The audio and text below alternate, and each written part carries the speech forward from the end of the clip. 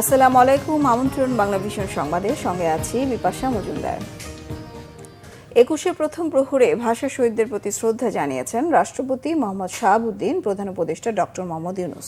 শ্রদ্ধা জানিয়েছেন প্রধান বিচারপতি, উপদেষ্টা পরিষদের সদস্য ও 3 বাহিনীর প্রধান সহ বিশিষ্টজনরা। অমর 21শে ফেব্রুয়ারি আন্তর্জাতিক মাতৃভাষা দিবস।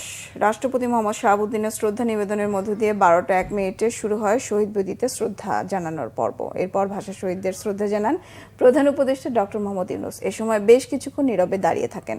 এরপর শ্রদ্ধা জানান প্রধান বিচারপতি সৈয়দ রেফাত আহমেদের নেতৃত্বে আপিল বিভাগ ও হাইকোর্ট বিভাগের বিচারপতিরা। শহীদ বেদিতে শ্রদ্ধা জানান অন্য উপদেষ্টা পরিষদের অন্যান্য সদস্যরা। বিভিন্ন দেশের কূটনীতিকরাও ভাষা শহীদদের প্রতি শ্রদ্ধা জানান। এরপর শহীদ বেদিতে শ্রদ্ধা জানান 3 বাহিনীর প্রধান।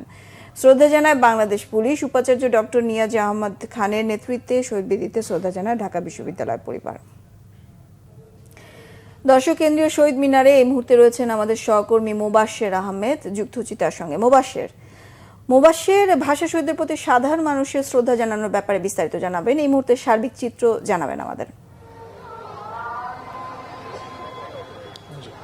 বিপাশা, আপনি জানেন যে আমি সকাল থেকে আসলে শহীদ মিনারে অবস্থান করছি এবং আজকের যে আন্তর্জাতিক মাতৃভাষা দিবস অর্থাৎ শহীদদের প্রতি শ্রদ্ধা জানানোর জন্য বাংলার যে নিবেদিত প্রাণ অর্থাৎ তরুণ, বৃদ্ধ, ছোট বড় সবাই আসলে শহীদ মিনারে আজকে সকাল থেকেই কিন্তু এই শহীদ বেদিতে ফুল দেওয়ার জন্য আসলে এসেছে।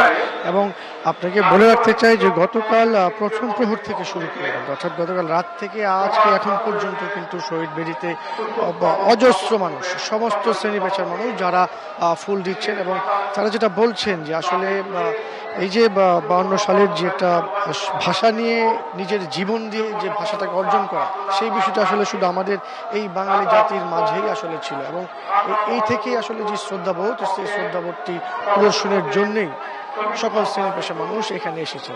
তাছাড়া আমরা দেখতে পেয়েছি এখানে বিভিন্ন রাজনৈতিক দলের নেতাকর্মীরা এসেছেন, স্কুলের ছাত্ররা ছাত্রীরা এসেছেন, পাশাপাশি বিভিন্ন ভার্সিটির ছেলেরা, যুবক যারা তারা এসেছেন।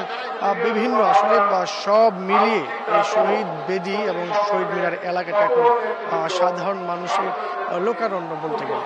তাছাড়া আরেকটি বিষয় আমি আপনাকে বলে রাখতে চাই যে এই যে শহীদ মিনার এলাকাটি, এটি যেন একদম নিরবিচ্ছিন্ন এবং সুশৃঙ্খলভাবে এখানে কাজ যারা এসেছেন তারা যেন শহীদদের প্রতি শ্রদ্ধা নিবেদন করতে পারেন এবং সেটি যেন খুব সহজভাবে তারা কাজটি শেষ করতে পারে, সেই জন্য কিন্তু এখানে পুলিশ বক্স রাখা হয়েছে এবং পর্যাপ্ত নিরাপত্তা ব্যবস্থা আসলে নিশ্চিত করা হয়েছে। সেই বিষয়টি আমাদেরকে এখানে যারা শ্রদ্ধা জানাতে এসেছিলেন তারা আসলে জানিয়েছেন। তো সব মিলিয়ে এই ছিল আসলে কেন্দ্রীয় শহীদ মিনার থেকে আসলে আমার কাছে সর্বশেষ। মোবাশ্বের, ধন্যবাদ আপনাকে। দর্শক, কেন্দ্রীয় শহীদ মিনার থেকে যুক্ত হয়েছিলেন সহকর্মী মোবাশ্বের আহমেদ। এই ছিল এখনকার মতো। পরের সংবাদ বেলা 12টায় দেখার আমন্ত্রণ রইল। এছাড়া বাংলা ভিশন সংবাদ ও সংবাদ সংশ্লিষ্ট অনুষ্ঠানটিতে ভিজিট করুন www.bbnews24.com ও facebook.com/banglavisionnews। সাবস্ক্রাইব করুন youtube.com/banglavisionnews। সঙ্গে থাকায় ধন্যবাদ সবাইকে।